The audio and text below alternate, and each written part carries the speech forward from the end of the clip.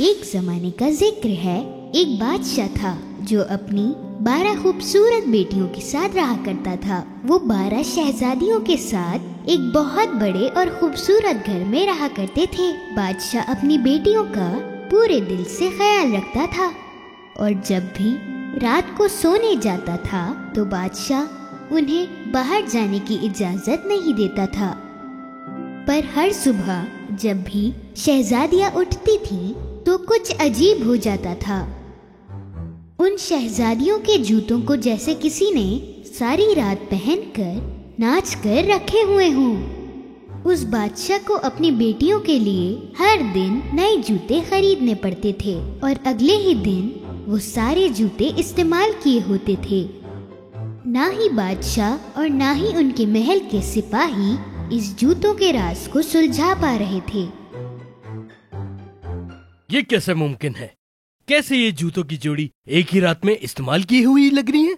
हुजूर, हम भी नहीं समझ पा रहे। आखिर में बादशाह ने कहा, जो भी कोई मेरी बेटियों के जूतों का राज सुलझाएगा तो उसकी शादी मैं अपनी किसी भी एक बेटी के साथ कर दूंगा।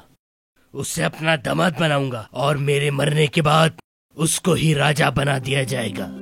पर उस इंसान के पास सिर्फ 3 दिन और 3 रातें ही होंगी, वरना उसे अपनी बाकी की जिंदगी जेल में गुजारनी पड़ेगी।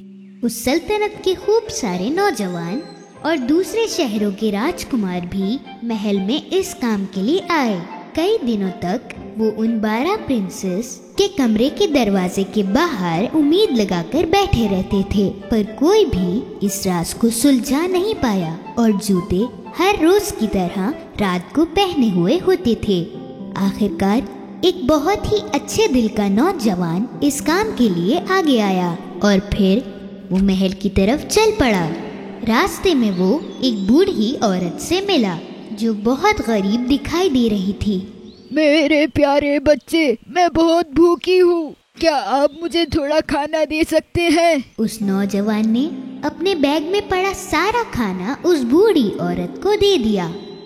वो औरत बहुत खुश हो गई क्योंकि इससे पहले वहाँ से जितने भी लोग गुजरे उनमें से किसी ने भी उसे कुछ नहीं दिया था। वो औरत जानती थी कि ये नौजवान बाकी लोगों से अलग है, इसलिए उसने खाने के बदले उस नौजवान को एक जादुई खेप दिया। तुम ये जादुई कैप लो, जब तुम इसे पहनोगे तो गायब हो जाओगे। जब रात को 12 बजेंगे तब तुम इस कैप को पहन के गायब हो जाना। इस तरह तुम उन जूतों के राज को सुलझा पाओगे। लेकिन याद रहे कि जब वो प्रिंसेस तुम्हें पीने को कुछ दे तो तुम मत पीना।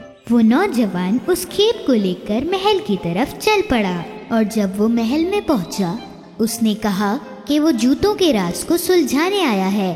पहले दिन जब वो उन प्रिंसेसेस के दरवाजों के बाहर खड़ा था तभी सबसे बड़ी प्रिंसेस नींबू पानी लेकर बाहर आई। आप प्यासे होंगे ना? हमने ये नींबू पानी खास आपके लिए बनाया है, इसे पी लीजिए। वो नौजवान उस बूढ़ी औरत की बात को भूल गया और उसने वो शरबत पी लिया। शरबत को पीते ही वो गहरी नींद में चला गया। पूरी रात वो खर्राटे मारते हुए एक कमरे में सो गया जो उन प्रिंसेसेस ने उसके लिए बना के रखा था।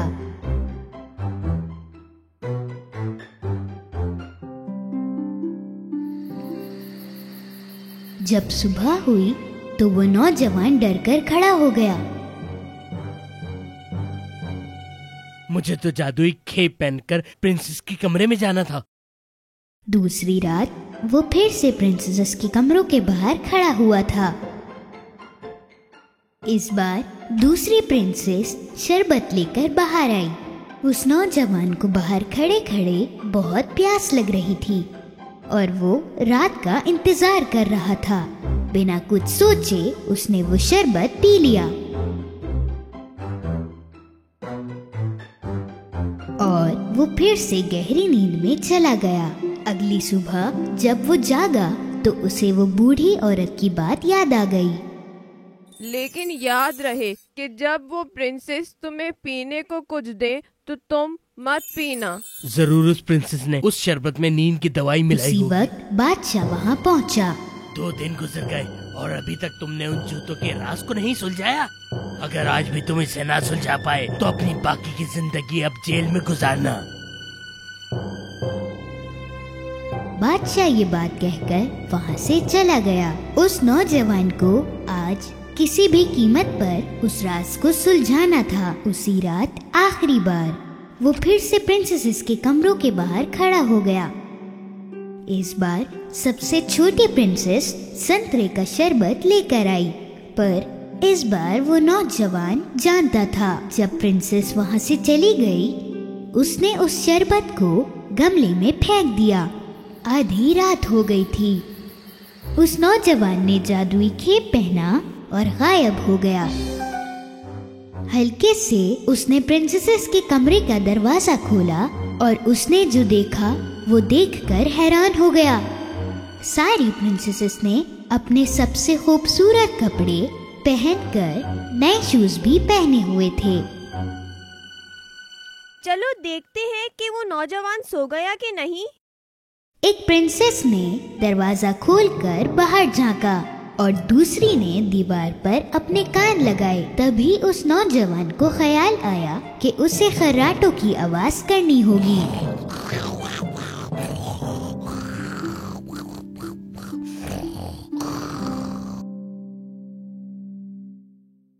सबसे बड़ी प्रिंसेस ने बेड को एक तरफ सरका दिया और 3 बार ताली बजाई। बेड की दूसरी तरफ से एक छुपा हुआ रास्ता खुल गया। उस नौजवान को अपनी आंखों पर यकीन नहीं हो रहा था। एक एक करके सारी प्रिंसेसेस उस रास्ते से बाहर गईं और नौजवान भी उनके पीछे चला गया। ये छुपा हुआ रास्ता सीढ़ियों की तरफ जा रहा था, जहाँ 100 सीढ़ियाँ नीचे की तरफ जा रही थी। तब उस नौजवान का पैर गलती से एक प्रिंसेस के स्कर्ट पर पड़ गया। ओह, किसी ने मेरी स्कर्ट पर पैर रखा। ओहो पगली, वो तुम ही होगी। जब सीढ़ियाँ खत्म हो गईं, तो वो जंगल में पहुँच गई। वो ऊंचे पेड़ों से गुजर रही थी जिनकी खूबसूरत सफेद डालियाँ थीं। नौजवान ने एक डाली तोड़ी और उनका पीछा किया। काफी देर तक चलने के बाद वो प्रिंसेसेस एक नदी के किनारे जाकर रुक गईं। उस नदी में 12 कश्तियाँ थीं और उनमें 12 शहजादे उनकी तरफ आ रहे थे। वो प्रिंसेसेस कश्तियों में जाकर बैठ गईं और नौजवान आखिरी कश्ती में बैठ गया। कश्ती आज कुछ भारी लग रही है, जैसे इसमें कोई और भी बैठा हो। अजीब है। पगली, वो तुम्हारा वहम होगा। नदी पार करके वो सारे एक बड़े चमकदार महल में पहुँचे और उन्हें अंदर से गानों की आवाजें आ रही थी। जब उस नौजवान ने खिड़की से झांका, उसने देखा काफी लोग अंदर नाच रहे थे। जैसे ही सारी प्रिंसेसेस महल के अंदर गईं, वो नाचने लगीं। वो नाचते नाचते थक गईं, पर फिर भी वो नाचती ही रहीं और इसलिए उनके जूते बहुत पुराने लग रहे थे। नौजवान अपनी भूख को बर्दाश्त नहीं कर पा रहा था।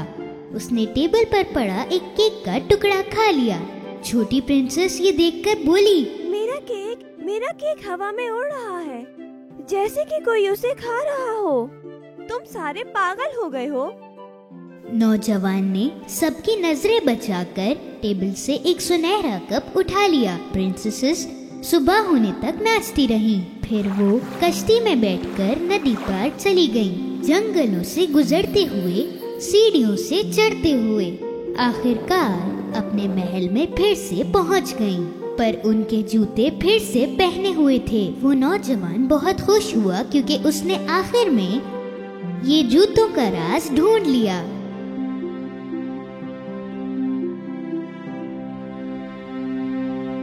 कुछ देर बाद बादशाह उस नौजवान के पास आया।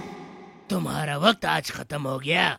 क्या तुम इस राज को जान पाए? जी हाँ हुजूर, मुझे पता चल गया। और फिर उसने बादशाह को सारी हकीकत बताई। बादशाह ने पहले उसकी बातों पर यकीन नहीं किया, पर जब नौजवान ने बादशाह को सफेद डाली और एक सुनहरा कप दिखाया और बादशाह को यकीन हो गया। और फिर बादशाह अपना वादा निभाते हुए उस नौजवान को अपनी पसंद की प्रिंसेस से शादी करने का हुक्म दिया।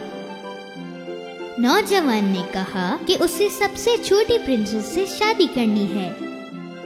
वो 11 प्रिंसेसेस खुश नहीं थी क्योंकि उनका राज अब सबको पता चल गया था, पर वो नौजवान और छोटी प्रिंसेस शादी करके अपनी जिंदगी खुशी से गुजारने लगे। एक सल्तनत में कहीं दूर 3 खूबसूरत शहजादियां रहती थीं। उस सल्तनत का बादशाह अक्सर बॉल्स पार्टी रखा करता था क्योंकि उसकी तीनों बेटियों को डांस करने का बहुत शौक था। दोनों बड़ी शहजादियां तो बहुत अच्छा डांस किया करती थीं, मगर छोटी शहजादी को बहुत अच्छा डांस करना नहीं आता था। मिया, तुम अपने डांस में थोड़ी और खूबसूरती लेकर आओ। मगर कोशिशों के बावजूद भी छोटी शहजादी बहुत अच्छे से डांस नहीं कर पाती थी। जबकि बॉल्स पार्टी में आए मेहमान भी छोटी शहजादी के डांस को देखकर मजाक उड़ा रहे थे। ये किस तरह का डांस है? ये आखिर ऐसे क्यों हिल रही है? ओह, मैं आइंदा कभी डांस नहीं करूंगी। इन सब से मियाँ इतनी ज्यादा उदास हो गई कि पार्टी छोड़कर ही चली गई और जंगल के एक कमरे में खुद को बंद कर लिया। सितारों को देखते हुए वो ये सोच रही थी कि बेहतर डांस कैसे किया जा सकता है। इसी दौरान उसने एक नौजवान को जंगल से गुजरते देखा। चांद की रोशनी में वो शख्स बहुत ही ज्यादा खूबसूरती से डांस कर रहा था। मिया को वो डांस इतना पसंद आया कि वो कमरे से बाहर आ गई। बाहर आते वक्त मिया एकदम चिल्लाने लगी क्योंकि उसके पैरों के बीच से एक गुलहरी गुजरी थी। ओह, ये क्या था? मिया के चिल्लाने से उस शख्स ने डांस करना बंद कर दिया और दोनों की नजरें मिली। क्या आप ठीक है मोहतरमा? जी, मैं ठीक हूँ। शायद मैं गिलहरी से डर गई थी। ये इनकी फितरत है मोहतरमा, आपको डरने की जरूरत नहीं। मिया खुद को ये पूछने से रोक नहीं पाई कि आखिर वो इतना अच्छा डांस कैसे कर रहा था। इस सवाल पर उस शख्स ने मिया को अपने जूते दिखाए। मैं जूते बनाने वाला हूँ। मैं जादुई डांस के जूते बनाता हूँ, इसलिए मैं खुलकर रोजाना डांस कर सकता हूँ जंगल के अंदर। ये देखिए, इस तरह से। ओह, मुझे तो यकीन नहीं हो रहा। मुझे तुम्हारे जैसा ही शू मेकर चाहिए था। शू मेकर ने 3 मैजिक शूज पेयर अपने बैग में से निकाले और मिया के सामने रख दिए। अपनी आंखें बंद करें और ख्वाहिश करें और इन तीनों में से कोई एक जूता चुन लीजिए अपने लिए। पर याद रखिए, हर जूते का अपना एक उसूल होगा और अगर आपने वो उसूल तोड़ा तो याद रखिएगा वो जूता आप पर कोई भी जादू कर सकता है। मिया ने अपनी आंखें जोर से बंद कर ली। इसके बाद उस शू मेकर ने तीनों जूतों की तरतीब बदल दी, ये देखने के लिए कि मिया कौन से जूते पिक करती है। अब आप जूते की एक जोड़ी चुन सकती हैं। ओह प्लीज, मैं सबसे अच्छा डांस कर सकूं। मिया ने चमकते हुए लाल जूतों को चुना और अपनी आंखें खोल ली। ले जाएं इनको, ये आपके हैं, लेकिन भूलिएगा नहीं, ये जूते तब पहनने हैं जब आप पूरा चांद देखें। अगर आपने ऐसा नहीं किया तो ये जूते आप कभी भी उतार नहीं सकेंगी। ये इनका उसूल है। मिया बेसब्री से वो जूते लिए फौरन वापस महल चली गई।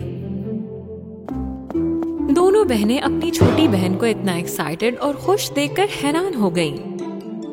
मिया, तुम इतनी जल्दी में कहाँ जा रही हो? ये तुम्हारे हाथ में क्या है? हाँ, क्या? कुछ भी नहीं है। सब लोग एक बार फिर से महल में बॉल्स डांस पार्टी के लिए जमा थे। उस पार्टी में खूबसूरत लिबास पहने दोनों बहनों ने फिर से ग्रेसफुली डांस करना शुरू कर दिया। उस छोटी शहजादी ने भी वो मैजिक जूते पहने जो उसने शू मेकर से लिए थे और डांस करना शुरू कर दिया। छोटी शहजादी मिया ने इतना खूबसूरत डांस किया कि हॉल में मौजूद कोई भी शख्स तारीफ किए बगैर रह नहीं पाया। वाह, क्या बात है तुम्हारे डांस की।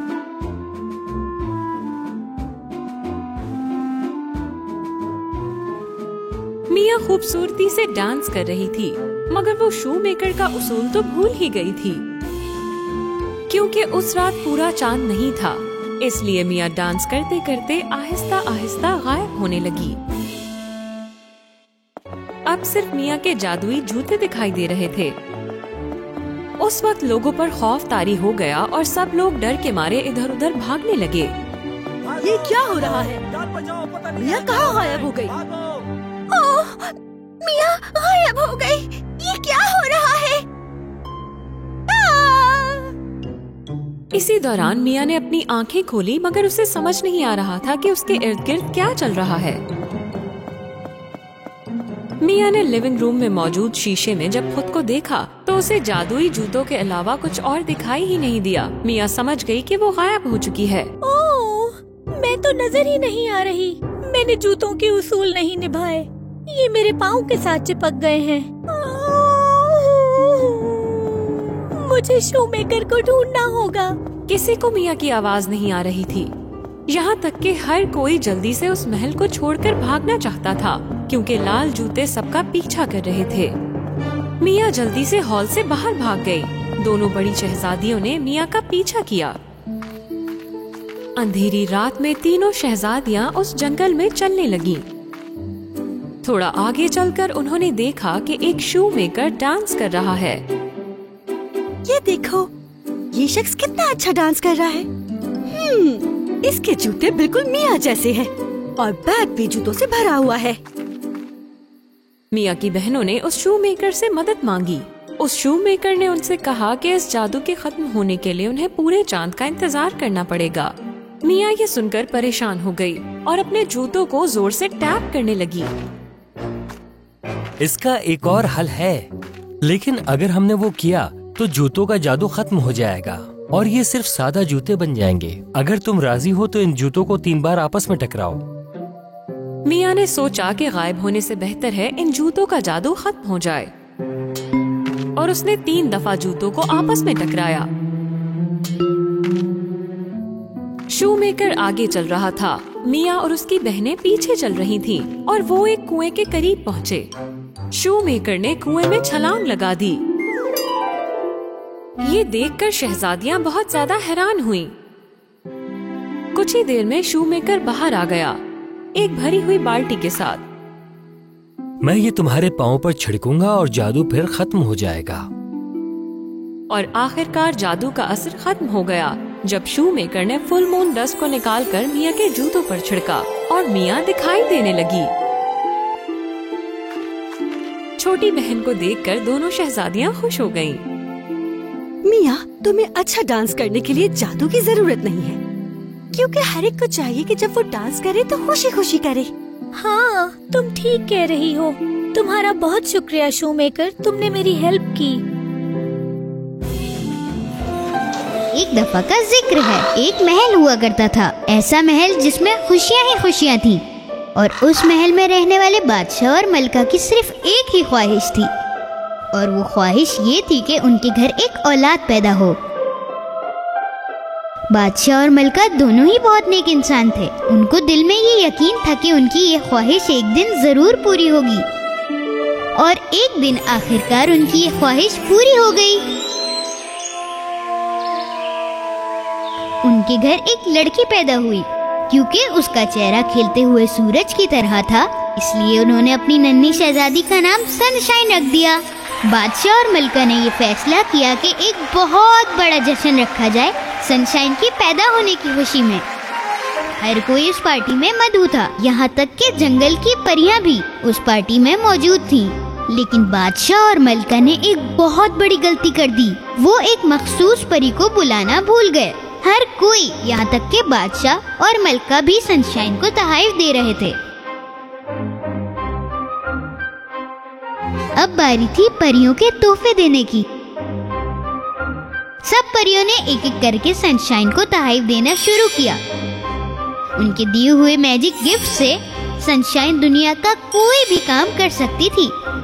आखिर में सिर्फ 3 परियां रह गईं, जिन्होंने अभी तक तोहफे नहीं दिए थे। फिर उन तीनों ने भी अपने अपने तोहफे दिए। मैं ये वादा करती हूँ कि दुनिया की तमाम खूबसूरतियाँ तुम्हारे साथ रहेंगी। छोटी गुड़िया, मेरा तोहफा है तुम्हारे दिल की खुशी। तुम कभी उदास नहीं रहोगी, हमेशा मुस्कुराती रहोगी।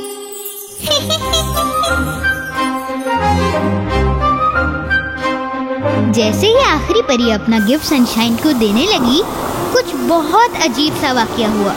चारों तरफ यकायक हरे रंग का धुआं फैल गया।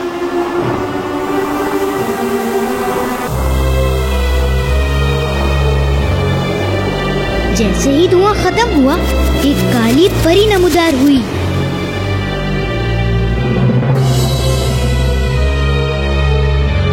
बादशाह ने कहा कि तुम कैसी परी हो जिसने आके पूरी महफिल खराब कर दी। दूसरी परियों ने फौरन उसे पहचान लिया। वो एक शैतानी काली परी थी। तो मैं देख रही हूँ कि आपने सबको बुलाया हुआ है यहाँ पे। बादशाह, मलका, दोस्त, यहाँ तक के परियों को भी बुलाया गया है, पर आप मुझे बुलाना भूल गए। बादशाह ने उससे अपनी गलती की माफी मांगी, उसे ना बुलाने की वजह से। अब जब मैं यहाँ पे आ ही गई हूँ तो इस प्यारी सी गुड़िया को तोहफा देकर जरूर जाऊंगी।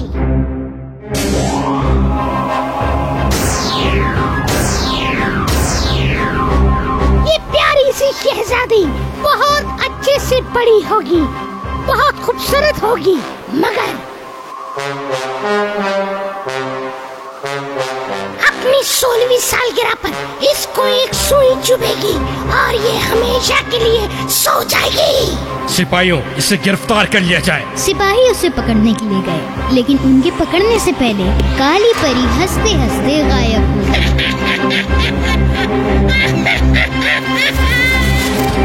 अब आखिरी परी की बारी थी सनशाइन को तोहफा देने की।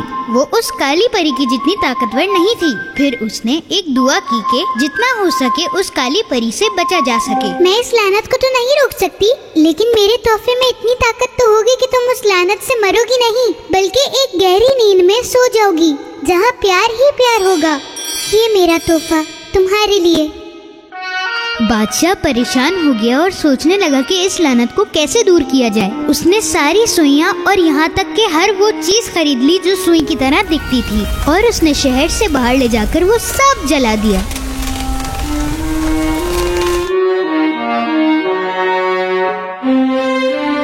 परियों के दिए हुए तोहफों के साथ शहजादी सनशाइन बड़ी होने लगी और हर कोई उसको चाहने लगा। एक दिन सनशाइन के वालिद ने 3 परियों को हुक्म दिया कि वो सनशाइन की हिफाजत करें, जो कि उन तीनों परियों के लिए बहुत मुश्किल काम था, क्योंकि सनशाइन किसी से भी ताल्लुक नहीं रखना चाहती थी, खास तौर पे इन परियों से। सनशाइन बड़ी होकर निहायत ही खूबसूरत लड़की बनी, अपनी खूबसूरत परियों के साथ। आखिरकार वक्त आन पहुंचा। आज सनशाइन की 16वीं सालगिरह थी। सिर्फ शाम का इंतजार था उस काली परी की लानत को खत्म होने में। बादशाह और मलका ने वो तमाम इंतजामात कर लिए थे जो वो कर सकते थे, लेकिन वो फिर भी परेशान थे कि कभी भी कुछ भी हो सकता है।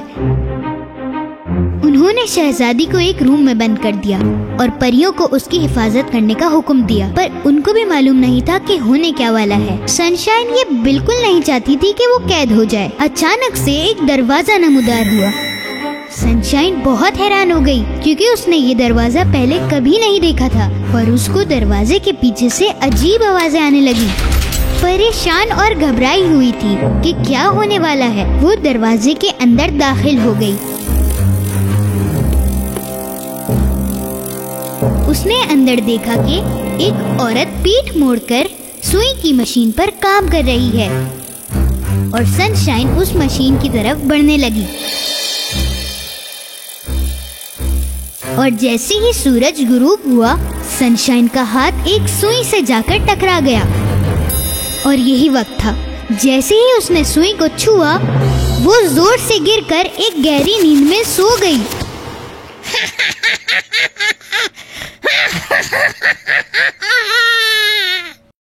तो यही वो दिन था, जैसा कि काली परी ने कहा था वैसा ही हुआ। सनशाइन की 16वीं सालगिरह पर उन्होंने उसे बहुत अच्छे लिबास से तैयार किया और एक फूलों वाले बेड पर लिटा दिया। तो इस तरह शुरुआत हुई सनशाइन की उसके ख्वाबों की दुनिया में।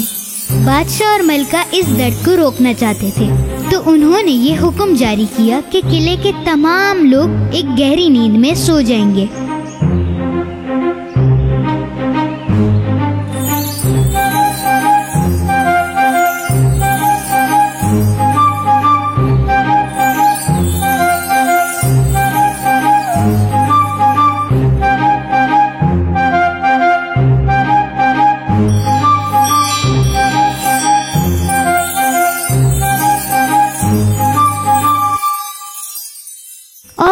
100 सालों के बाद एक दिन एक खूबसूरत शहजादा महल के पास से गुजर रहा था।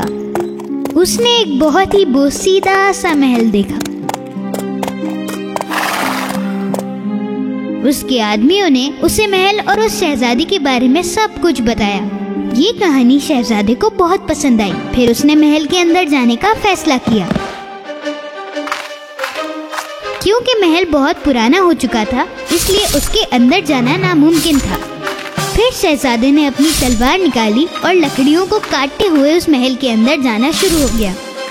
बहुत मुश्किलों के बाद आखिरकार वो शहजादा महल के दरवाजे तक जा पहुंचा। उसने देखा कि दरवाजे पे 2 पहरेदार सो रहे थे और वो ये सब देखकर हैरान हो गया। वो जहाँ से भी गुजरता उसे लोग सोए हुए दिखते। वो महल के अंदर से होता हुआ आखिरकार बादशाह के कमरे तक जा पहुंचा। बादशाह और मलका भी अपने अपने तख्त पर सो रहे थे। फिर उसने एक कमरा देखा जिसका दरवाजा आधा खुला हुआ था। यही वो कमरा था जिसके अंदर सनशाइन अपने फूलों वाले बेड पर सो रही थी। शहजादा उसके बेड के करीब आया। उसने शहजादी को देखा और उसको पहली नजर में ही शहजादी से प्यार हो गया। तो तुम्हें वो खूबसूरत शहजादी हो, कितनी प्यारी हो तुम। शहजादे को शहजादी इतनी प्यारी लगी कि उसने उसके माथे पर एक किस किया। उसने फौरन आंखें खोल ली और देखा कि उसके सामने एक खूबसूरत शहजादा खड़ा है। इसी के साथ ही किले के तमाम लोग 100 साला नींद से जाग उठे। बादशाह और मलका को भी बहुत ही ताज्जुब हुआ। वो फौरन उठे और सनशाइन की रूम की तरफ गए कि देखे आखिर माजरा क्या है। उन्होंने देखा कि उनकी बेटी बहुत खुश है और बिल्कुल ठीक ठाक है। शहजादे ने सनशाइन से पूछा, क्या तुम मुझसे शादी करोगी? सनशाइन ने फौरन हाँ कह दी।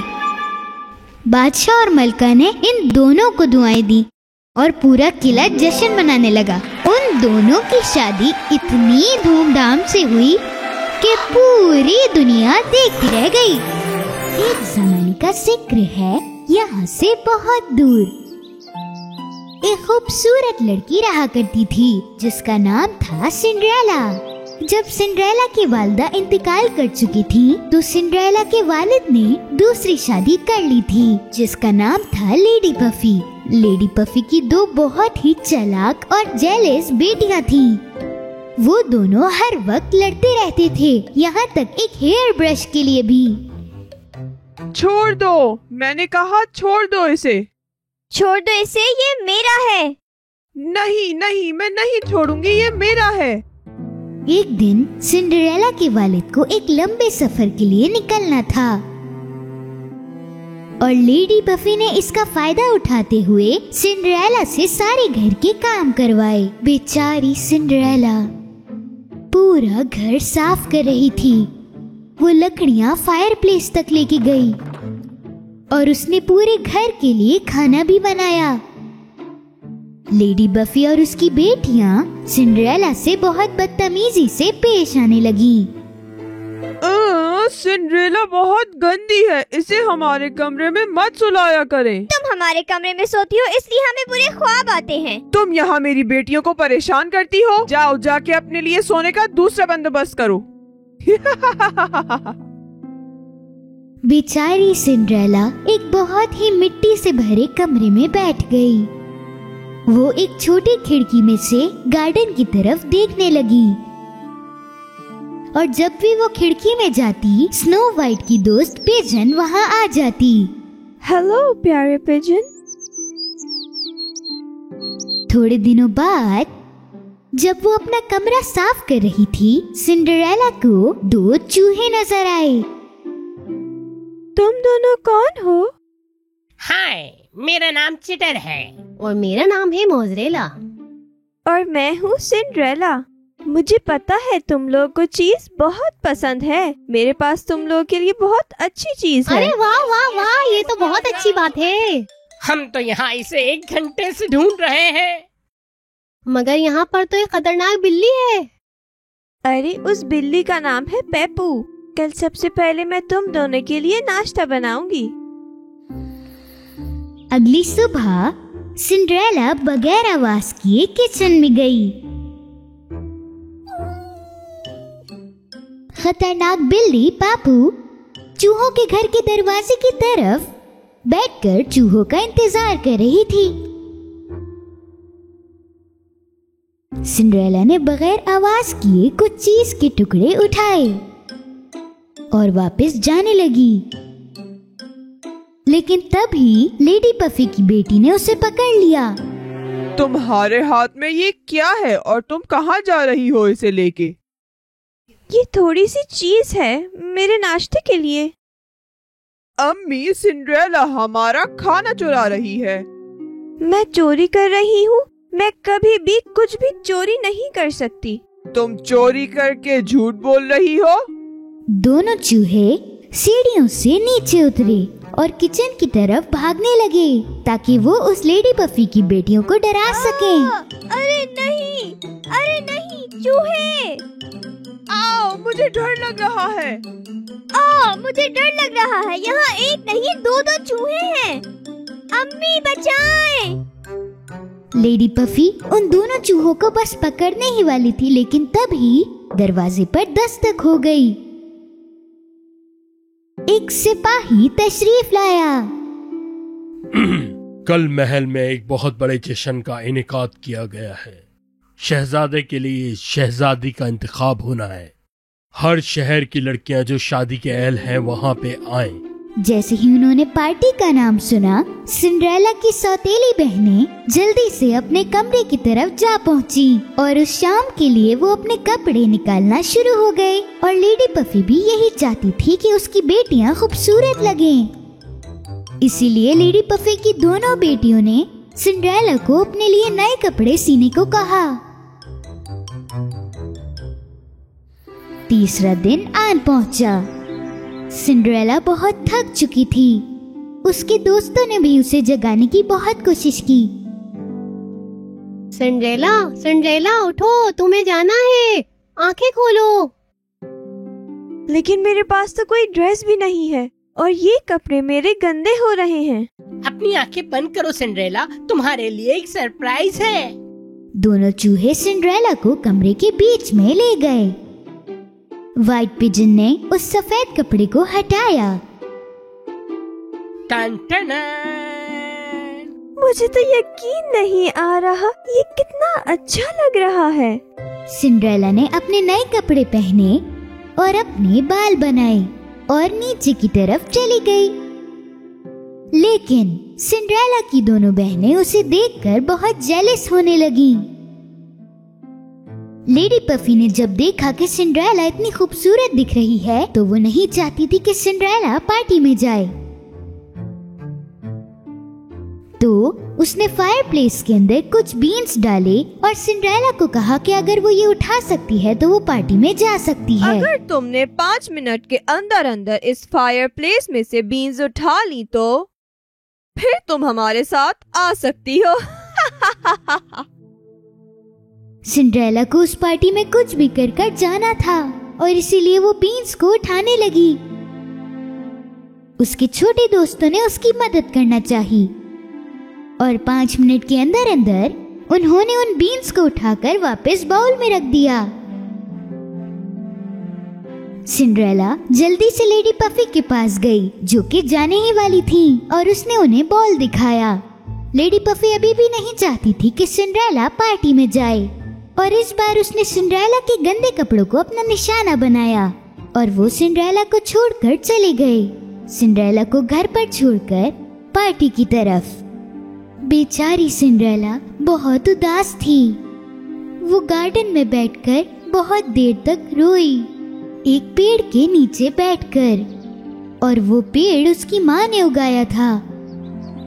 और तभी वो पेड़ अचानक से हिलने लगा और चमकने लगा और एक खूबसूरत परी सिंड्रेला के सामने आई। मेरा नाम है लियाबेल और मैं तुम्हारी मदद करने आई हूँ। उदास मत हो, तुम भी उस पार्टी में जरूर जाओगी। लेकिन मैं इस हालत में पार्टी में कैसे जाऊंगी? वो तुम मुझ पे छोड़ दो। मुझे सिर्फ एक पम्पकिन चाहिए और बाकी चीजें यहाँ पहले से मौजूद हैं। सिंड्रेला अपने हाथ में एक पम्पकिन लेकर वापस आई। वो परी अपना जादू इस्तेमाल करना शुरू हो गई और उस पंपकिन को उसने एक कोच में बदल दिया। उन चूहों को घोड़ों में और पिजन को एक खूबसूरत से ड्राइवर में। सिंड्रेला को अपनी आंखों पर बिल्कुल भी यकीन नहीं आया। लियाबेल, तुमने ये सब कैसे किया?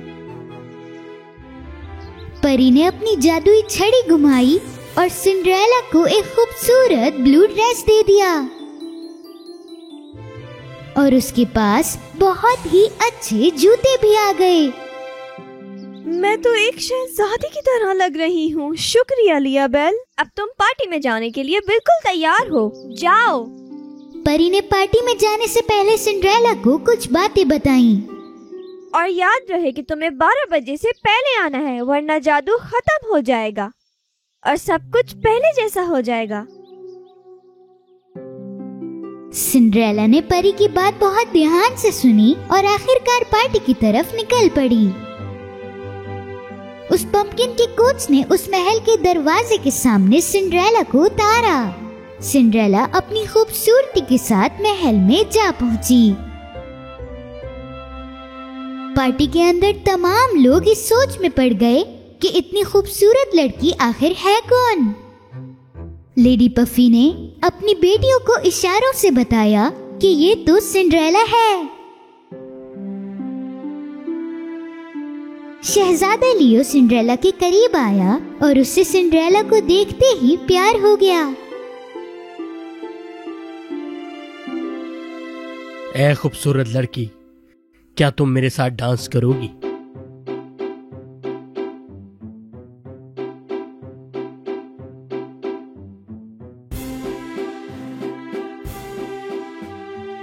सिंड्रेला को शहजादे लियो के साथ डांस कर बहुत मजा आ रहा था और वो वक्त के बारे में भूल गई। जब घड़ी 12 बजाने ही वाली थी, उसे परी की बात याद आ गई। तुम्हें 12 बजे से पहले आना होगा, वरना। सिंड्रेला ने शहजादे को वहीं छोड़ा और महल से जल्दी से भागने लगी। अरे अरे रुको, तुम कहाँ जा रही हो? मैंने तो तुम्हारा नाम तक नहीं पूछा। जब सिंड्रेला सीढ़ियों से नीचे भाग रही थी तो उसके पैर में से उसका एक जूता नीचे गिर गया। इतना वक्त नहीं था कि वो पीछे मुड़ के उस जूते को उठा सकती, तो वो जल्दी से अपनी कोच की तरफ भागने लगी और महल को छोड़ दिया। शुक्र है वो जाते जाते अपनी एक निशानी छोड़ गई। अब मैं इस सैंडल की मदद से उसे ढूंढूंगा। जैसे ही घड़ी ने 12 बजाए, सब कुछ बिल्कुल पहले जैसा हो गया। सिंड्रेला वापस अपने कमरे में आ गई। वो शहजादे लियो के साथ बिताए हुए डांस के बारे में सोच रही थी और उसे भी शहजादे लियो से प्यार हो गया था। लेकिन शहजादा लियो उसको उसके गंदे कपड़ों के साथ बिल्कुल नहीं पहचानने वाला था। वक्त गुजर गया और शहजादे ने अपने महल के बराबर में एक कमरा बनाया जिसके अंदर सिंड्रेला का जूता रखा हुआ था।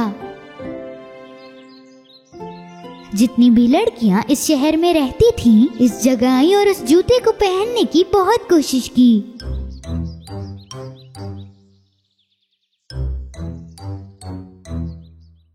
यहाँ तक कि लेडी पफी और उसकी बेटियां भी उस जगह पर जाने लगीं, लेकिन वो सिंड्रेला को लेकर नहीं जाना चाहती थी। तुम घर पे ही रुको, क्योंकि ऐसा नहीं हो सकता कि वो जूता तुम्हारा हो।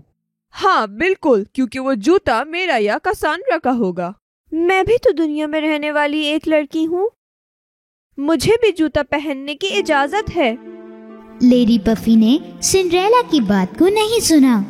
उसने सिंड्रेला को घर के अंदर बंद किया और अपनी बेटियों के साथ चली गई।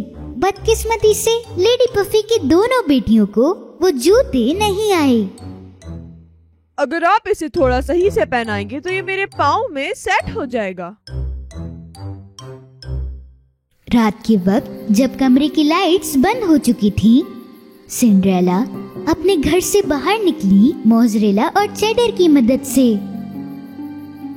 वो उस कमरे की तरफ जा पहुंची जहाँ पे वो जूता रखा हुआ था।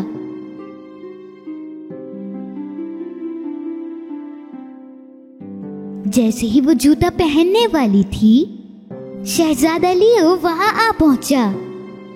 रुक जाओ, ये क्या कर रही हो? तुम जूता खराब कर रही हो। नहीं नहीं, ये मेरा शूज है। ये मेरे पाँव में बिल्कुल सही आ रहा है। ये सच कह रही है, इसका नाम सिंड्रेला है। सिंड्रेला ने वो जूता पैरों में पहना शहजादे लियो के सामने, और वो समझ गया कि वो जूता तो सिंड्रेला का ही है। वो तुम ही थी, और वो खुश था। तुम ही थी उस रात जिसके साथ मैंने डांस किया। क्या मैं तुम्हारा नाम जान सकता हूँ? मेरा नाम सिंड्रेला है। क्या तुम मुझसे शादी करोगी सिंड्रेला? सिंड्रेला ने खुशी खुशी शहजादे लियो को हाँ कर दी, जिससे वो प्यार करती थी। उन्होंने एक बहुत बड़े महल में शादी की और वो अपनी जिंदगी खुशी से गुजारने लगे।